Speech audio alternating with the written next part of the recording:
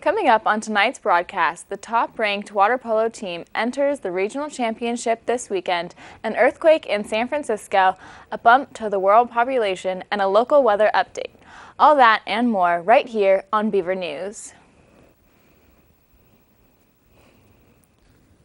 Good job. That wasn't too bad, was it?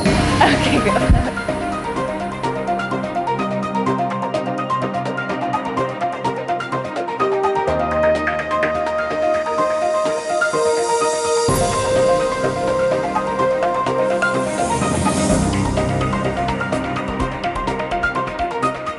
Good evening and welcome to your Thursday night edition of the Beaver News. We're glad you tuned in with us tonight. I'm Spencer Smallwood. And I'm Kim Stowell.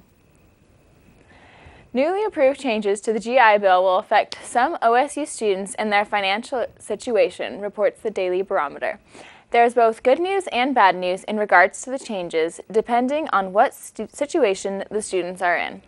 According to Kyle Hatch, the Veterans Affairs Coordinator for the Associated Students of OSU Student Body, the most positive change is the addition of a housing allowance for students enrolled solely in online education or distance courses.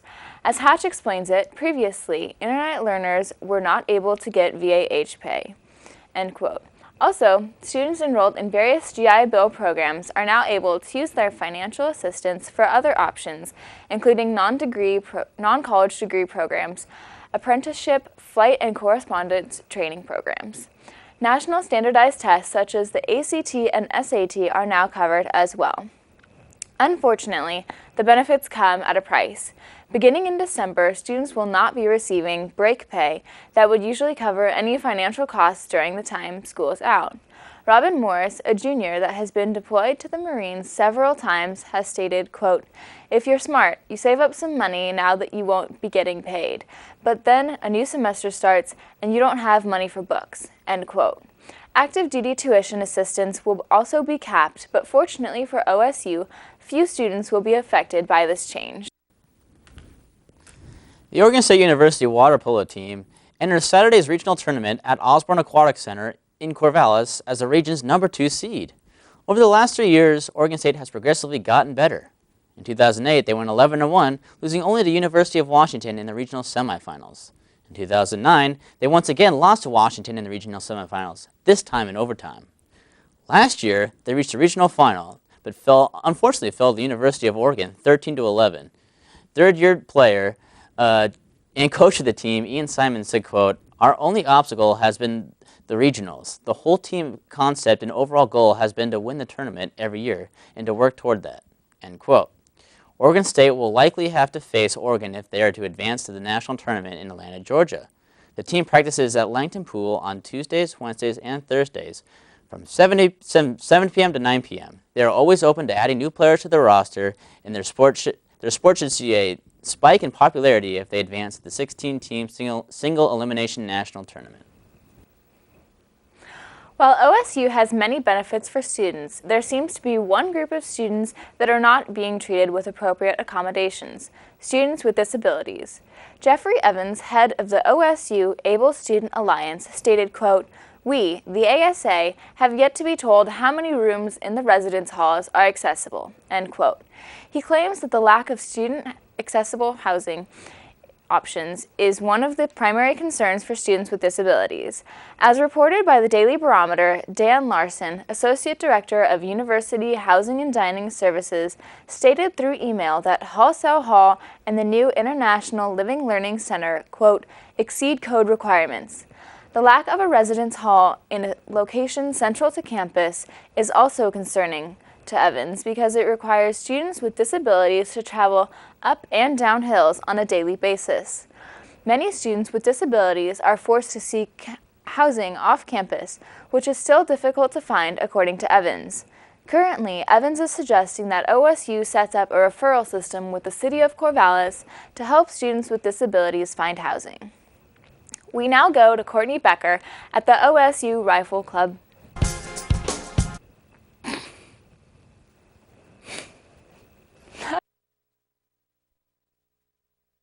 Hi, I'm Courtney Becker with KBVR Channel 26. I'm here at Oregon State's Rifle Club, founded in 1944, located southeast of McAlexander Fieldhouse, and we're here to shoot some guns.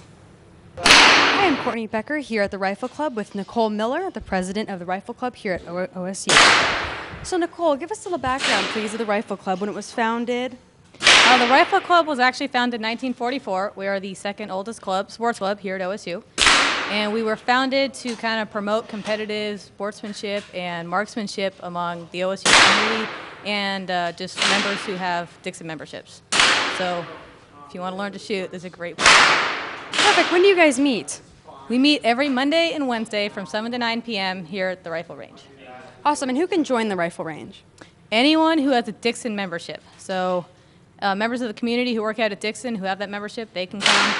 Any OSU student, they have members to Dixon, and everyone's welcome. Okay, perfect. Now, how long has the Rifle Club been here at Oregon State campus? We have been here since 1944, so about 70 years. I'm here with Kyle Rosman, the vice president of the Rifle Club. What inspires you to come here and join the club and be able to shoot? I enjoy firearm sports. It's a fun hobby. It can be expensive. This club isn't so expensive. You know, we charge $40 a year, and then we throw in a free T-shirt with that, or we charge $20 a year. And ammunition is only $2 for 50 rounds. You know, I shoot some more different stuff like trap shooting, where I shoot clay discs out of the sky that are flying with a shotgun. That's almost 20 cents every time you pull the trigger. So it's really easy to go through like $50, $60 a night on doing that. And then club fees for that is almost $100, $200 a year. So this is a really nice hobby. It's a really nice way to get involved into other sports too, because all the basics that you learn here at this club, they translate. So Nicole, was this originally built just for the ROTC program? It actually was built in the 20s as a rifle range, just for the general community. And then in about the 40s, it was actually converted to a power station, and then back into a range. And historically, the Naval ROTC, the Army ROTC, and our club personally have used it. We all compete in a league. And then the Army, they actually no longer have a rifle team, so they'll come in sometimes and they'll practice with our club, but they don't no longer have a sailing team. The Navy still has a team, so they'll come in and they'll practice, and then we practice here as well, obviously. And then the outside community has teams, and there's actually 4 teams that practice here. From the McAlexander Fieldhouse to KBVR, I'm Courtney Becker. Thank you for that, Courtney. Oregon State University's College of Forestry, Student Sustainability Initiative, and International Forestry Student Association have collaborated with Corvallis Sustainability Coalition and the Majestic Theater as hosts of the Corvallis International Forest Film Festival in the celebration of the 2011 International Year of Forests. The United Nations Forum on Forest Secretariat, as well as the Jackson Hole Wildlife Film Festival, organized the film festival. The barometer reports that more than 160 films from 30 countries placed in 6 categories were evaluated by 50 judges, finalizing winners in each category. The film festival debuted the assortment of films in the global launch of Forest 2011 at the United Nations headquarters in New York, and are providing copies of the films for film festivals across the world. 2 films were presented, Of Forest and Men, which created by the United Nations, The Queen of the Trees, which won the Best of the Film Festival. The film festival wants to promote awareness of the importance of forests by means of the relationship with human beings as well as the planet. The festival is also supported to act as an inspiration for personal responsibility and stewardship for a greener, more equitable state or sustainable future. In honor of Domestic Violence Awareness Month, the Women's Center held an informational discussion on how to recognize domestic violence and how to provide or receive support for the issue on Tuesday evening. The panel of speakers included Letitia Wilson, Operations Director at the Center Against Rape and Domestic Violence, Linda Anderson, a psychologist at Counseling and Psychological Services and Coordinator of Sexual Assault Support Services, and lastly, Brett Vicaro, also a psychologist at CAPS. As Wilson put it, quote, "Domestic violence is something that can happen to any woman at any point in her life," end quote. The Daily Barometer reports that domestic violence will affect 1 in 4 women over their lifetime. Warning signs may include jealousy, put-downs, and isolation, and people are encouraged to take advantage of the resources and services such as CAPS and SAS when they are ready. The Daily Barometer reports that over 100 companies were at the CH2M Hill Alumni Center today for an engineering fair. The fair, which ran from 11 a.m. to 4 p.m., was an opportunity for engineering students to not only seek internships and post-graduation jobs, but also to learn more about companies in attendance and make connections with recruiters for the future. Companies decide on candidates to interview during the fair and related events. Often, interviews are held within a week and sometimes as even early as the next day. While the Center Services holds career fairs every term, they encourage students to start going as early as possible.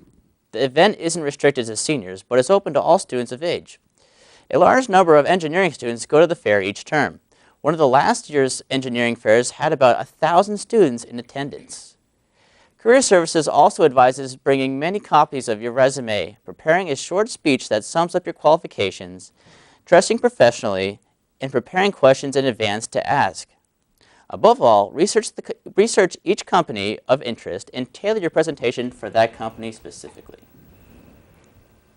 Tomorrow, the Visiting Writer series will continue with Brian Turner, a poet, essayist, biographer, and editor, reports Oregon State University. He is one of New Zealand's most significant writers on landscape, environmentalism, and sports.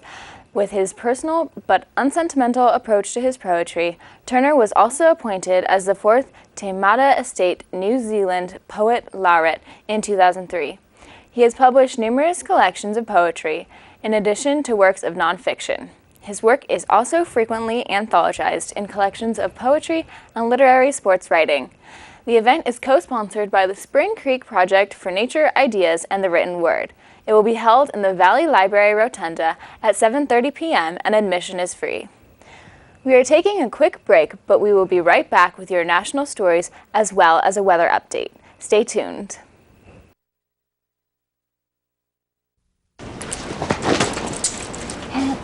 Pants. I am folding the pants. The pants are long. Do they go on my head? Do they? Do the pants go on my head?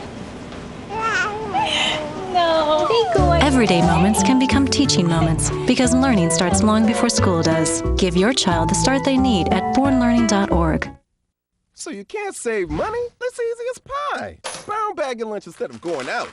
$6 save times 5 days a week times 10 years is $21,000. That's a lot of lettuce. Small changes today, big bucks tomorrow. Feedthepig.org. Hair loss. Now this rash on my face, what's going on? For answers, ask your doctor the right question. Could I have lupus?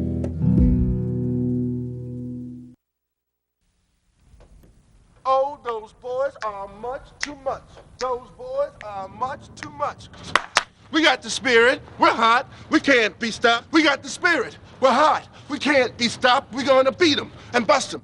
Beat them. The smallest moments can have the biggest impact on a child's life. Let's get a little bit rowdy. R-O-W-D-Y. Take time to be a dad today.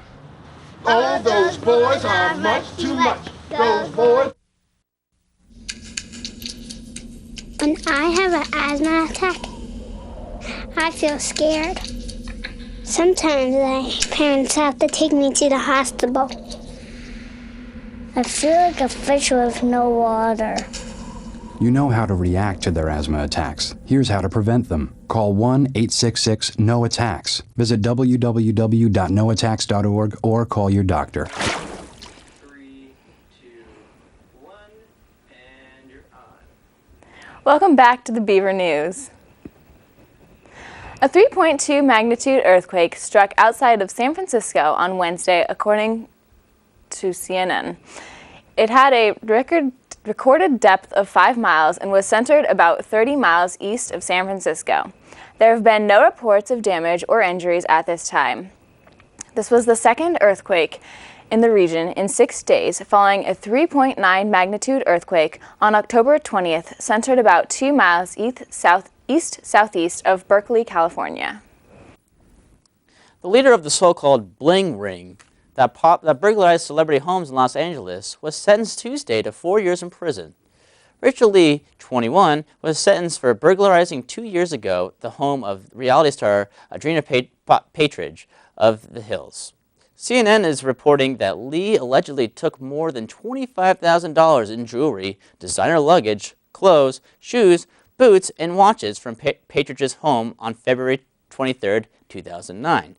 She pleaded no contest last month to 1 count of first-degree residential burglary. The ring is accused of allegedly taking more than $3 million in jewelry, designer clothes, and accessories from the homes of Orlando Bloom, Paris Hilton, Brian Austin Green, Megan Fox, Lindsay Lohan, and Patridge between September 2008 and August 2009. The 4 remaining defendants are pleading not guilty. After accusations of keeping children in a cage in an unsanitary trailer home, 4 suspects were present at a court hearing earlier today in Nebraska for their charges of felony child abuse, first-degree false imprisonment, and misdemeanor child abuse. The 4 suspects were identified by CNN as Bryson L. Eaton, 25, Samantha J. Eaton, 24, Ashley A. Clark, 22, and Lacey J. Bayer, 20. The children belong to the suspects and have been placed in state custody, according to police. 2 of the 4 children were allegedly found housed in a wire animal kennel earlier this week. Lincoln County Attorney Rebecca Harling stated, quote, "Upon arrival and subsequent entrance into the residence, the officers found the residence highly unsanitary and unsafe for children. There was trash, dirty clothing, food and animal feces, and urine throughout the residence," end quote. The 2 children found in the metal kennel were ages 5 years and 3 years, and the other 2 children were ages 8 years and 8 months. The suspects were jailed on a $50,000 bond each, and their next court appearance is scheduled for November 10th. Man, that's too sad. Photos released by Steven Tyler earlier this morning show the Aerosmith rocker looking beaten up and missing teeth after claiming he has fallen in the shower following a concert in Paraguay Tuesday. Having battled drug addiction during his life, Tyler understands why people might assume that he's using again, but insists that it was an innocent as a bad case of food poisoning. In an interview with Matt Lauer, Tyler says that he started to feel sick in the shower, lost his balance, fell down, and passed out. CNN is reporting that after a trip to the hospital to get stitched up, Tyler was back on stage performing yesterday, saying, quote, "Short of having my leg taken off, people are going to expect me to take the stage." A new analysis this week revealed that a massive cyber attack earlier this year also victimized Google, Facebook, Microsoft, and multiple other big-name companies. A list of the 760 organizations that were attacked has been published by Brian Krebs, a security analyst, reports CNN.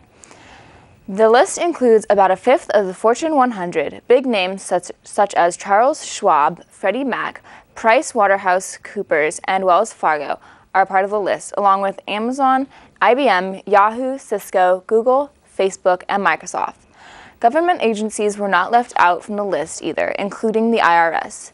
The list was obtained from a command and control server, but no more information about who did the analyzing or how the server was discovered could be released. Major League Baseball has moved Game 6 of the World Series from Wednesday to today due to weather restrictions. The Rangers need one more win to take the Commissioner's Trophy and end the Cardinals' improbable championship run. CNN reports that the Rangers, who were runners-up in San Francisco in last year's championship series, hold a 3-2 lead, leaving the Cardinals in a daunting task of having to sweep the last 2 games to be champs. If there's a Game 7, it will be played Friday at 7:05 p.m. Central Time. Some of the Cardinals say they're used to being in do-or-die situations after the furious dash they made just to reach the postseason. The Cardinals erased a 10.5 game deficit with Atlanta Braves in the last month of the season just to make it to the playoffs. We're now going to go to a weather update with Cassidy Gilroy.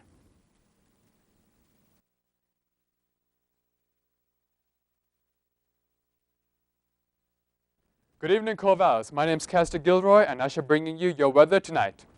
On Friday, we have a bit of rain coming your way with a high of 56 and a low of 45, so be sure to pack your rain jackets and your umbrellas. On Saturday, it should dry up a bit, but it will still be quite overcast with a high of 59 and a low of 45 degrees, so be sure to pack a bit warmer on that day. On Sunday, though, we have a beautiful sunshine coming our way with a high of 59 degrees and a low of 44 degrees. So pack your shorts, but still keep a jacket on you because it might be a bit chilly. On Monday, the sun will be retreating back into the clouds with a high of 56 and a low of 38 degrees. So definitely bring your jacket in on Monday.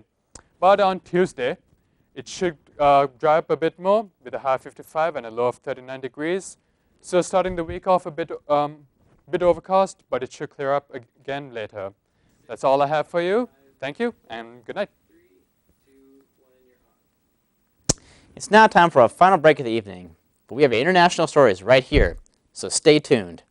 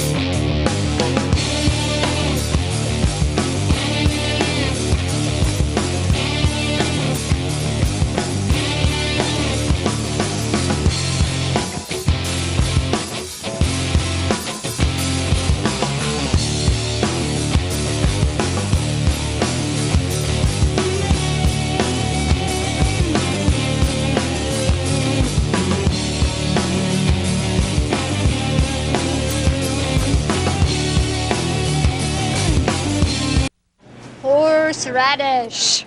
Is that for horses? Remember me, Mr. Lobster? From last Tuesday? Banana. Banana. Banana. Here comes the rain. We need a hat. And why do we need a hat? They got. That's right. When you talk with your child, you build vocabulary, and learning starts long before school does. For more tips, go to bornlearning.org.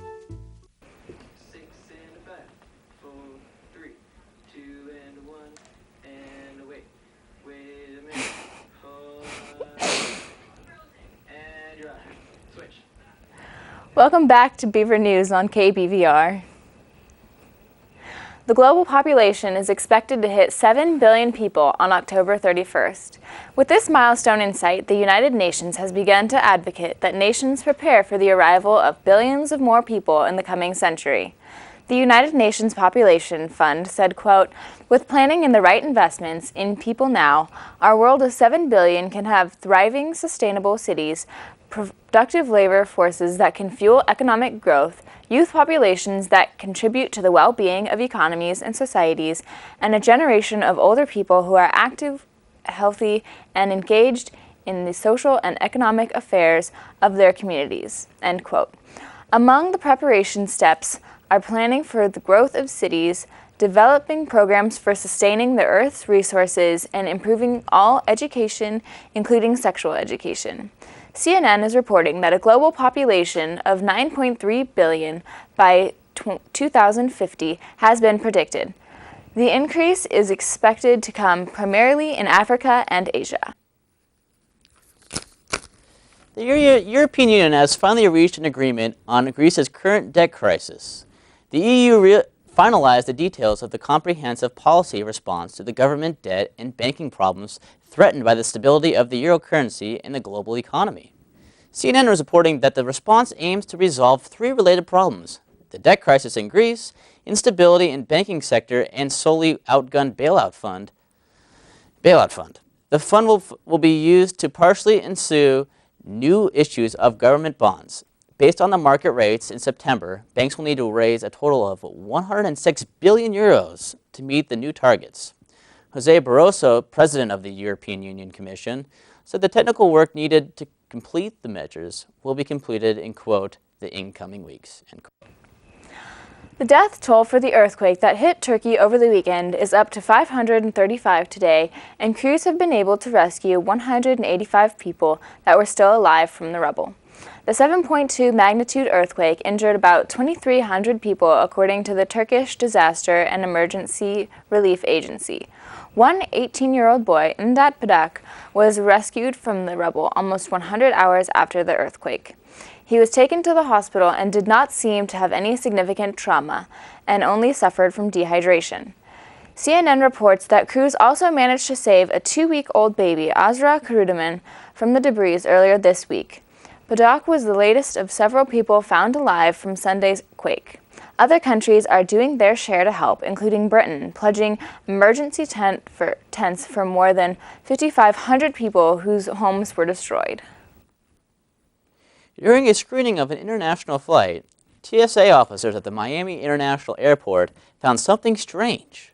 A woman whose bag was filled with 24 boxes of cake mix.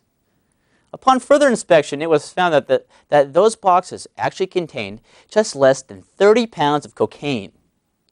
CNN was reporting that the 18-year-old Aisha Niles was traveling from Jamaica back home to London with a layover in Miami.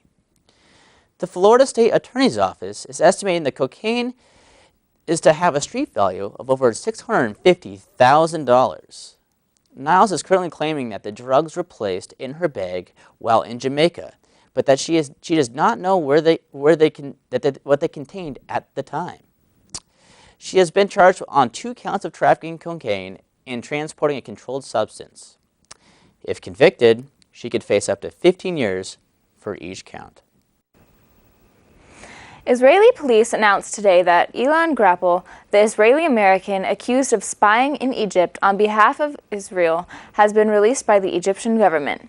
In exchange for Grappel, Israel has returned 25 Egyptian prisoners. Grappel was arrested on July 12th, but the nation of Israel continues to deny that he is a spy, with CNN reporting that his mother claims he was in Egypt to do volunteer work. Of the 25 Egyptian prisoners released, 9 were jailed for drug smuggling, 9 others were jailed for weapons violations, and 1 for both drug and weapons charges. The remaining prisoners are being held for smuggling other goods. That is all the news we have for you tonight, but be sure to tune in on Monday at 7 o'clock for more of your local, national, and international news right here on the Beaver News. Have a safe Halloween weekend, everyone.